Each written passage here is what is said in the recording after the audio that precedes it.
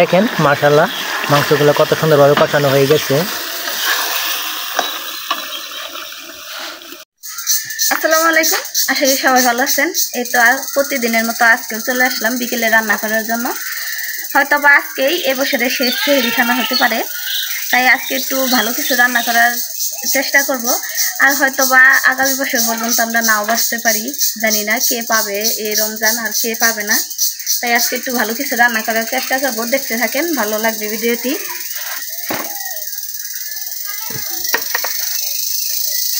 আসসালামু আলাইকুম।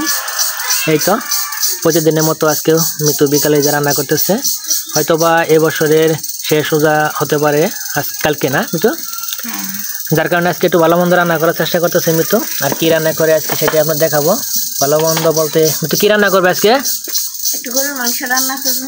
হ্যাঁ, আজকে একটু গরু মাংস রান্না করা হবে, সেটাই আপনাদের মাঝে মিতু শেয়ার করবে।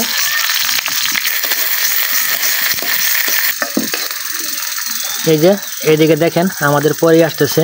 কই গেছিলা মা? তুমি কি সারাদিনে দোকানে খাও? সারাদিনে মিতু কি কই মিহা সারাদিনের দোকানে একটার পর একটা খাইতেই আছে।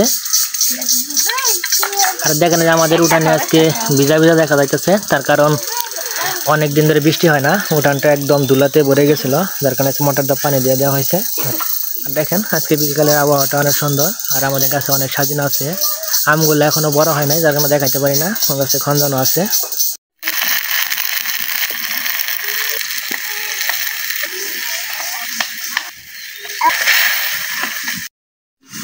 এই তো সুন্দরভাবে মশলাটা কষানো হয়ে গেছে, এখন মিতু ওই যে মাংসগুলো দিয়ে দিবে। আর মিহা ওই দেখেন পিছনে বসে বসে দুষ্টামি করতেছে।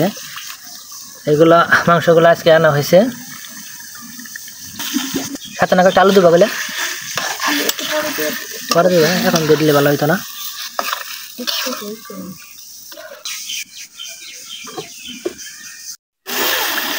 দেখেন মাশাআল্লাহ মাংসগুলো কত সুন্দরভাবে কষানো হয়ে গেছে।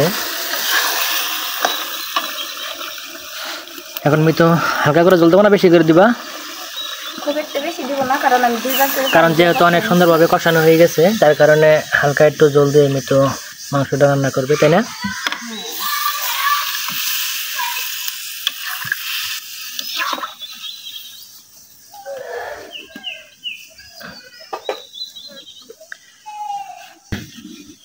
সব মেয়েরাই চায় সে সর্বোচ্চ দিয়ে রান্না করার জন্য সুন্দরভাবে, যেন খেয়ে সবাই বলে যে মিতু বা অন্য কেউ রান্না করলে যাই বলুক যেন খুব সুন্দর হয়েছে।